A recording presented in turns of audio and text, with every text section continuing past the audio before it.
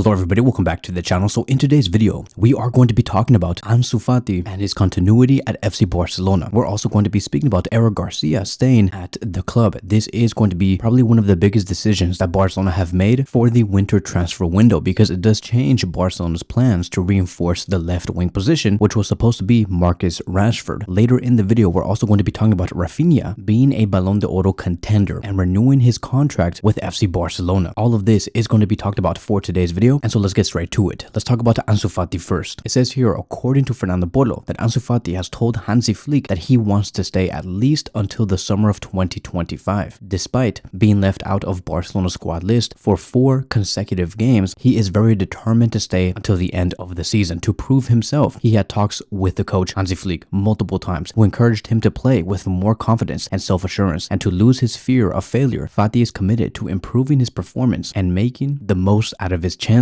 We also do have other sources claiming Barcelona sporting area and the coaching staff are both insisting on Ansu Fati to leave. Even the players' camp wants him to go out on loan, but Fati continues to stick with his desire to stay, as it currently does stand. So once again, it is huge news, because the whole idea and the whole plan from John Laporta and Deco was that they wanted to let go of Ansu Fati because he was not bringing anything to the squad, and Hansi Flick also had to take some action and say, okay, we have to give Ansu Fati an idea that he is not in the plans for this season, so we're gonna have to keep him out of the squad list. And so they did that 4 times, which was crazy. And the only reason why Ansu Fati was even included in the match against Benfica was because Dani Olmo was not there. That is the only reason. So it could have been 5 consecutive matches. And one of the biggest problems that Ansu Fati has had with Hansi Flick is, he shows good performances during the training sessions, but the problem is Hansi Flick says, okay, you bring me this in the training sessions, but every time I bring you onto the pitch and you have those 15 to 20 minutes, you don't really do anything. You play with lower confidence. In the training sessions, you play with maximum confidence, but on the field, you don't do anything. And this does confirm our speculation about what is going on with Ansu Fati. I do think that physically, Ansu Fati is okay. He is fully recovered and he's stronger than ever before, but his mentality is an issue. And looking at this Barcelona squad, seeing how they're always able to come back after going down 2-1 or 2-0, 1-0, whatever it may be, these players can come back because of their elite mentality, because they know that they can overcome any obstacle. But with Ansu Fati, he is out of the picture. Ansu Fati does not deliver in situations like that. And when he is inside the box with the ball, he does look a little fearful. He does look a little unconfident. And that is not the Ansu Fati that we all knew 2 years ago. Ansu Fati, back in his prime years, when he was 16, 17, and 18 years old, he was scoring goals for fun. He looked very composed, very strong. Anytime any defender was trying to get next to him, Ansu Fati just shrugged him off and then continued to play and score the goals. That is the Ansu Fati that we have been waiting on. If Ansu Fati was like this today, we would have never heard rumors about Rashford maybe joining FC Barcelona and so forth. But Ansu Fati is at the level where he's at today, and it really does harm the club a lot because he takes away a lot of wages. He does not deliver during games. So this is a real problem. And so because Ansu Fati does not want to leave, that is going to make the operation of Rashford very complicated. So we do not know what's going to happen within these next couple of days. But let me say one thing before we get off the Ansu Fati topic. If Ansu Fati does not want to leave, even though many people around him say that he should leave and go to a different club, whether it's on loan or to get bought, I hope Ansu Fati backs this up when he does get the minutes during the games. Hopefully Hansi Flick sees all this, sees this story and say, okay, look, Ansu Fati was supposed to leave. He says that he does not want to leave, so let me give him a few chances, maybe 2 or 3 matches where he plays 15 to 20 minutes and maybe something might happen. And hopefully Ansu Fati does that, because to be honest, the fact that Ansu Fati does not want to leave and making it hard for us to get Rashford to improve our squad, it does frustrate me a little. But I'm gonna continue to support the player. If he's really firm on his stance and he does not want to move anywhere, then I hope Ansu Fati does his very best, and I hope that we can get the Ansu that we all once knew. Maybe this could be a Raphinha situation. Remember last summer, everybody wanted Raphinha out and wanted him to go to Saudi Arabia for 85 million euros so we can buy new players during that summer. But Raphinha said, no, I'm okay. I know you guys all want me out, but I'm gonna prove myself in this upcoming season that I am very important and I can be one of the pillars to this project. And look at Raphinha today. He's scoring goals for fun, providing assists, coming up in big games. And maybe, you just never know, but maybe Ansu Fati might do the same. As a matter of fact, he's only 21 years old. So the good thing is that Ansu Fati has time. As for Eric Garcia, this is also a very surprising situation because we all thought that Eric Garcia just scored his last goal and played his last game, which was against Benfica, but it seems like Eric Garcia will be staying. Now for this one, makes more sense than the Ansu Fati operation because Eric Garcia wanted to leave, but there was no club, whether it was coming from Girona or Como, that came in to put on a big offer. Barcelona said, why are you guys giving us only 10 million euros or 8 million euros? Barcelona wants more. Joan Laporta wants more funds because if you look at Eric Garcia's performances, every time he's on the pitch, he does something. He either has a great defensive display, makes key passes, or scores goals. And he recently just scored a goal against Benfica that led towards the 4-4 tie. And so I do think that Eric Garcia should be valued much higher. There is no way Barcelona should be allowed to get ripped off in this operation. Just like the Araujo situation. Like when I heard that Juventus wanted to give Barcelona 50 million euros for Araujo, I'm like, bro, what's going on here? Like, why can't Barcelona sell players at a good price? And it does seem like with the Eric Garcia situation, Barcelona are starting to realize that their players are valued much higher than how they viewed them before. Mundo Deportivo has claimed, since Barcelona values Garcia highly and neither a club have made a irresistible offer, the decision is clear. Eric Garcia will be staying. And to be honest, if Eric Garcia is going to be staying, that's fine with me. Because if no big offer comes, then Barcelona should not sell. We should just wait until the summer of 2025 and hopefully sell him for around 25 to 30 million euros. Now I do want to move on towards the next conversation and speak about Raphinha. Now, many have been questioning, Kevin, do you believe that Raphinha should be one of the contenders at the very least to win the Ballon d'Oro? And in my opinion, yes, Raphinha should be one of the contenders. Raphinha should be in the top 2 or top 3 to win the Ballon d'Oro in the upcoming year. Raphinha has shown multiple times that he is a big game player, somebody who can score goals, give out assists, provide a lot of support with his teammates, and on top of that, he brings great defensive displays. He's a hustler. Raphinha does deserve it. This whole thing about what Raphinha has been doing really does remind me of